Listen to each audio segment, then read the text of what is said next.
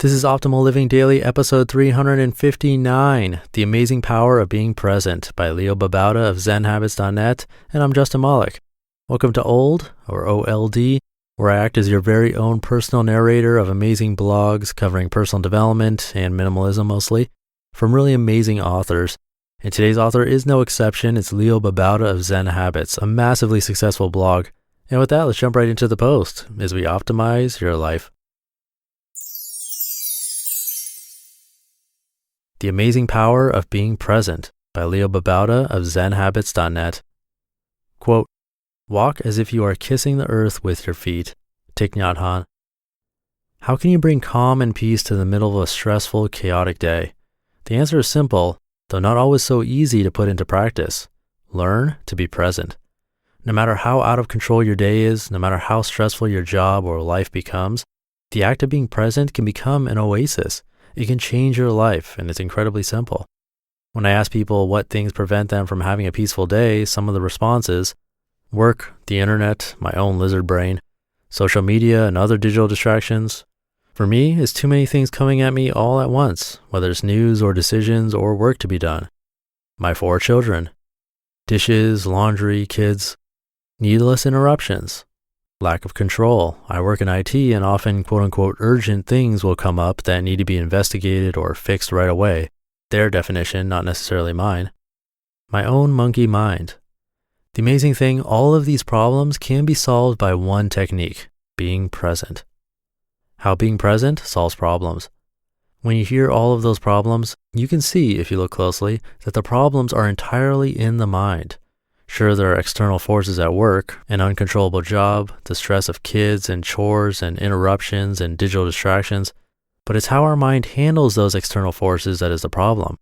If you are completely present, the external forces are no longer a problem because there's only you and that external force in this moment and not a million other things you need to worry about. If your kid interrupts you, you can stress out because you have other things to worry about and now your kid is adding to your worries or interrupting your calm. Or you can be present. And there's then only you and the child.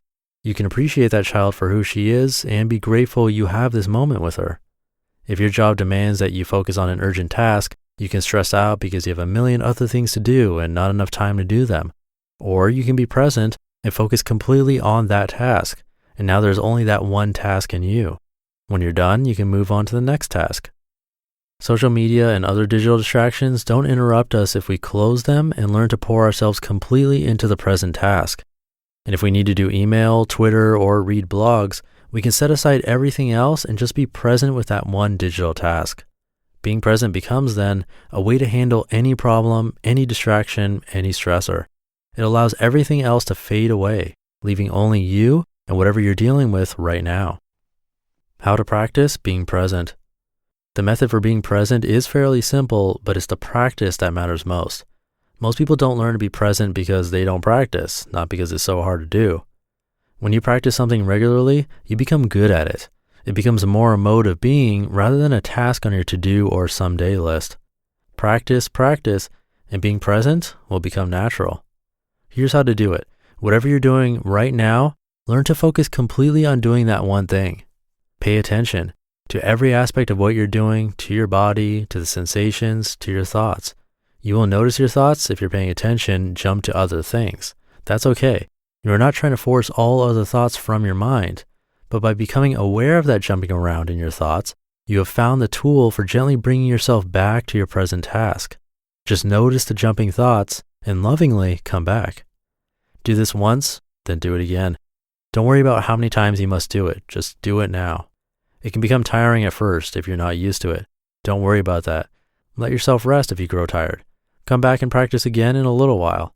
It's not meant to be exhausting. Instead, you should notice how your worries melt away and you enjoy your present task much more. Be joyful in whatever you're doing, grateful that you're able to do that task, and fully appreciate every little movement and tactile sensation of the task.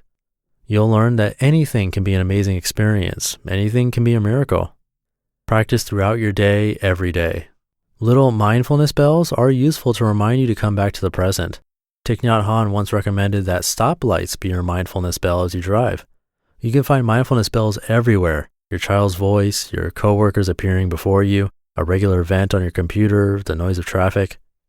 Meditation is a fantastic way to practice, only because it removes much of the complexity of the world and allows you to just learn to be aware of your mind and to bring yourself back to the present moment. It's not complicated. Meditation can be done anywhere, anytime. A meditation teacher is useful if you can find one. Practice repeatedly in small, easy, beautiful steps. Each step is a wonder in itself, and each practice helps you to find that calm in the middle of the traffic of your life. Quote, drink your tea slowly and reverently, as if it is the axis on which the earth revolves, slowly, evenly, without rushing toward the future. Live the actual moment. Only this moment is life. Thich Nhat Hanh. You just listened to the post titled The Amazing Power of Being Present by Leo Babauta of Zen Habits.net. And every time there's a post that mentions meditation, I must mention that I'm a big fan of it. There was a point in my life when I meditated every day for 30 minutes or more. That was about a year or so. I actually volunteered to help out at the Shambhala Mountain Center way up in the Rocky Mountains during that time. And one day I spent at least 5 hours meditating. I couldn't even keep track. It was too long. And luckily walking meditation was mixed in with it. Otherwise it would have been super painful. And I don't recommend meditating that long. I actually recommend the opposite. Start really short just to get used to it and build the habit. Even just 2 minutes a day. It feels like longer until you get the hang of it. Anyway, moving on, if you want to help support the show, you can contribute financially. Or if you're not in a position to do that, I totally understand, and you can still show support in many other ways.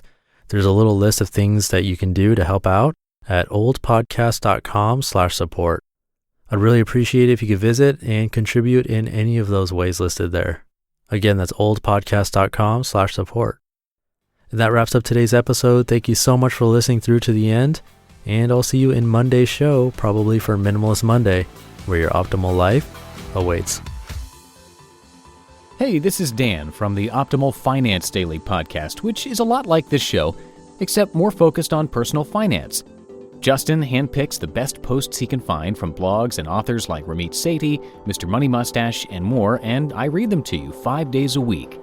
So if you enjoy this podcast, come on over and subscribe to Optimal Finance Daily too. And together, we'll optimize your financial life.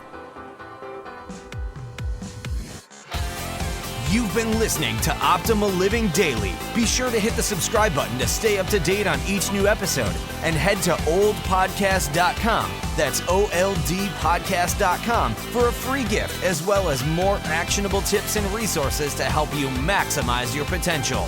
Thanks for joining us, and remember, your optimal life awaits.